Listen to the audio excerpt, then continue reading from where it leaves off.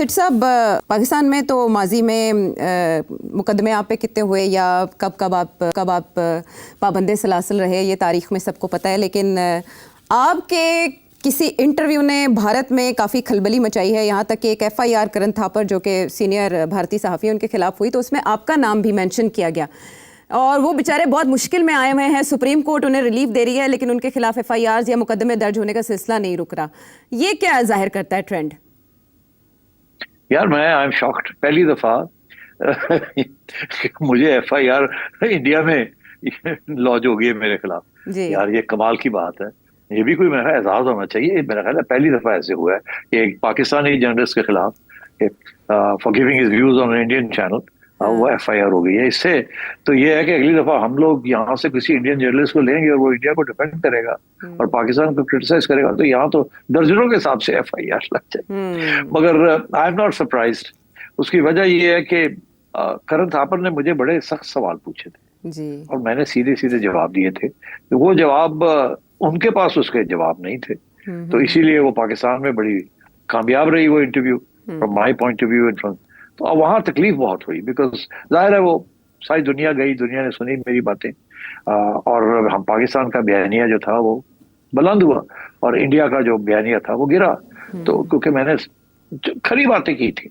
अच्छा, अब तकलीफ देखे करण ठाकुर को जाके और उनके साथ एक और बड़े इंडिपेंडेंट जर्नलिस्ट है द वायर के सिद्धार्थ वरदराजन, उनको भी उनके खिलाफ भी, और उनके खिलाफ तो काफी अरसे से नरेंद्र मोदी की गवर्नमेंट उनको तंग करती रहती है, उनको केसेस होते रहते हैं। Is a very independent journalist and very fine man, very fine journalist जैसे करण है।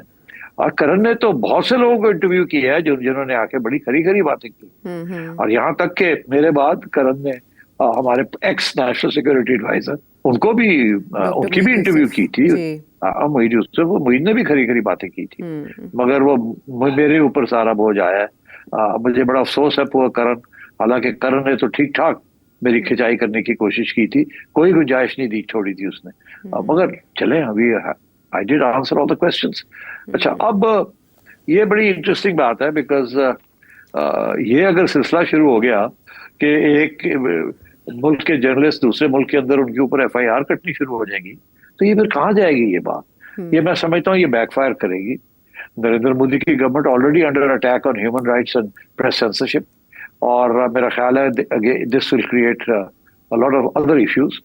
इंटरनेशनल कम्युनिटी हम जैसे लोगों को कुछ पहचानती है। I have had 3 international awards for press freedom, तो मेरा ख्याल है this is going to backfire on Karan is a very respected international journalist and so is Siddharth.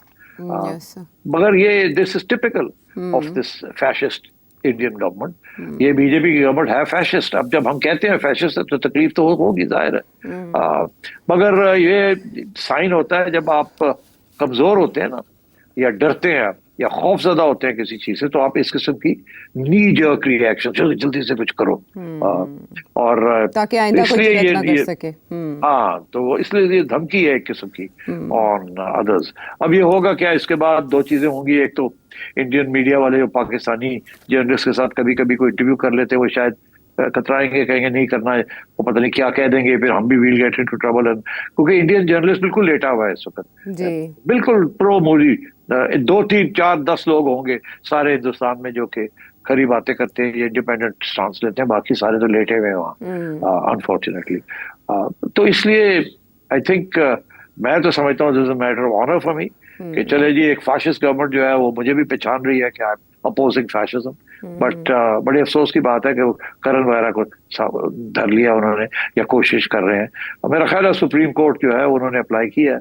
I think वहां से रिलीफ सुप्रीम कोर्ट ने जी मिला है ऑलरेडी और ये केस कहीं आगे नहीं जाएगा, मगर धमकी है ना, that's the point of it. The Wire की जानिब से जो चैलेंज किया गया है वो 152 को ही चैलेंज किया गया है, जिसे इंडियन सुप्रीम कोर्ट ने 2022 में मुअत्तल कर दिया था। और इंडियन प्रेस क्लब की तरफ से भी और जो विमेन प्रेस क्लब है उनकी तरफ से भी प्रोटेस्ट किया है कि आप मीडिया को दबाने की कोशिश करें। तो कुछ आवाज़ें अभी भी वहाँ मौजूद हैं।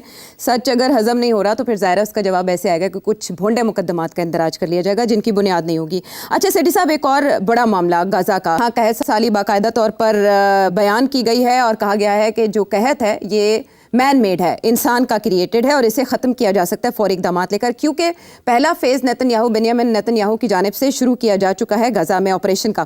لیکن ایسے میں جو جیروسلم پوسٹ ہے اور دا ٹائمز آف اسرائیل ہے, جو اسرائیل کے نامور اخبارات ہیں, وہ یہ بتا رہے ہیں کہ IDF کی جانب سے یہ بیان آیا ہے کہ حکومت کی بقا, ان شارٹ نیتن یاہو کی بقا, غزہ پر حملے میں منحصر ہے. اس کے علاوہ اسرائیل کے ایک سابق وزیر خزانہ ہے, انہوں نے یہ الزام لگایا ہے کہ حماس کو اصل میں بنیامین نیتن یاہو نے نرچر کیا اوور دا ایئرس, اور بائیڈن انتظامیہ کے ایک آفیشل یہ کہہ رہے ہیں کہ جب جو ہاسٹیجز تھے ان کی رہائی کی بات ہوتی تھی تو اس ایڈمنسٹریشن کی جانب سے, نیتن یاہو کی جانب سے بار بار اس کو سیبوٹاج کیا گیا.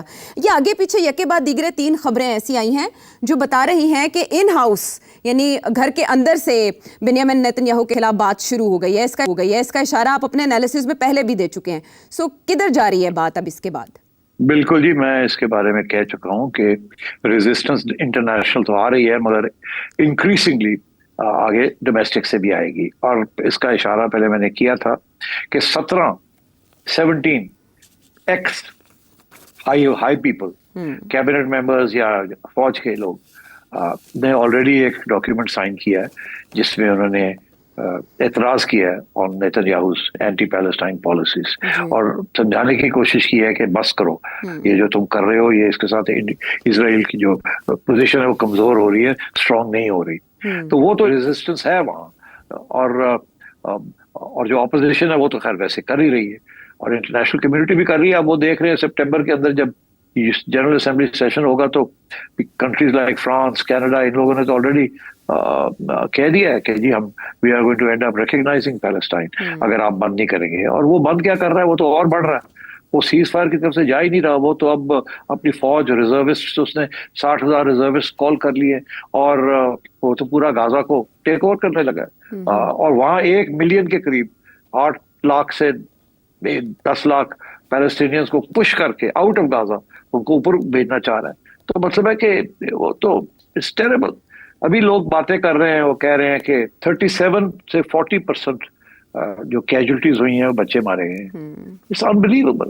یہ تو جینوسائڈ ہے نا, تو اس سے کم تو یہ بات نہیں. اور یہ بھی میں آپ کو بتا دوں, یہ جو لفظ ہے نا جینوسائڈ, یہ پہلے استعمال کیا جاتا تھا for tribal eliminations campaigns in Africa and elsewhere, اور یہودیوں نے اپنے بارے میں یہ کہا تھا کہ ہٹلر نے جینوسائڈ کمٹ کی تھی.